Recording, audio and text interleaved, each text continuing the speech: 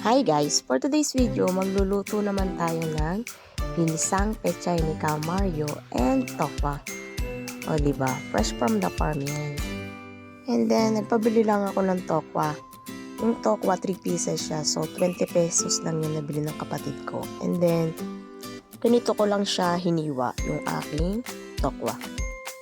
Pa-cubes lang din yung hiwa natin.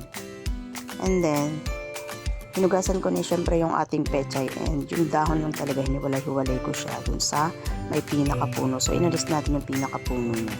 So, kayo, depende sa inyo kung gusto nyo mas maraming pechay or konti lang. Pero ito, pwede na yung alam nyo yung sa palengke, yung dalawang big piece lang or dalawang bungkus lang ng pechay. Okay na yon. Pero kami naman kasi may taniman, so ang ginawa lang kasi ng tatay ko dyan, yung mga dahon na malalaki na, yun lang kinuha niya kasi nga susupang pa yan or lalaki pa yung ibang dahon. And syempre, maaga pa naman, so dito kami nagluto sa kahoy. Ayan, so nagpa-apoy na si mother and then sinalang na namin yung kawali at naglagay na rin ng mantika. So sa kahoy kasi, kaya mas maganda ditong magluto. Mas madaling magluto kasi nga yung apoy ay malakas di gaya sa chili na mahina lang. So, syempre, sa apoy tayo magluto para mas mabilis magluto. So, ayan nga, saglit lang naluto natin yung ating tokwa. So, pinirito lang yan hanggang sa mag-golden brown. And then, binawasan ko lang yung mantika dyan. Dyan na rin ako naggisa ng bawang. And then, sinunod ko na yung sibuyas. Ayan. So, lutuin lang natin ang sibuyas at bawang. Madali lang talaga magluto pag sa apoy. Tinan nyo, golden brown agad siya. And then, pagkatapos nyan, golden brown na yung ating bawang, sunod na natin yung ating kamatis. Yan.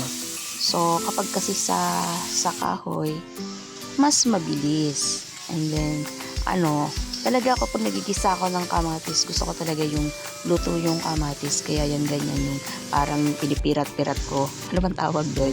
Basta yung lutong-luto yung kamatis. Yung iba kasi pag nagigisa ng kamatis, gusto nila yung hilaw pa, yung bang buo-buo pa yung kamatis.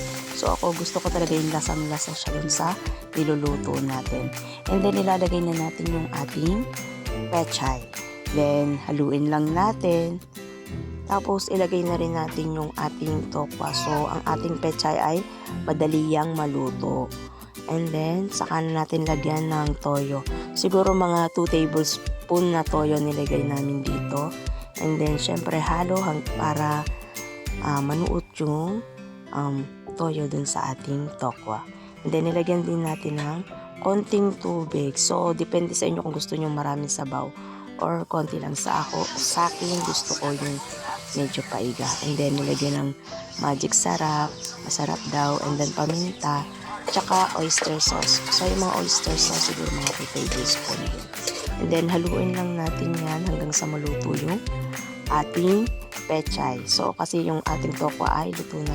So, ayan na. Luto na yung ating ginisang pechay ni Ka Mario at tokwa. So, sana nagustuhan nyo ang recipe natin ngayon. Thank you for watching!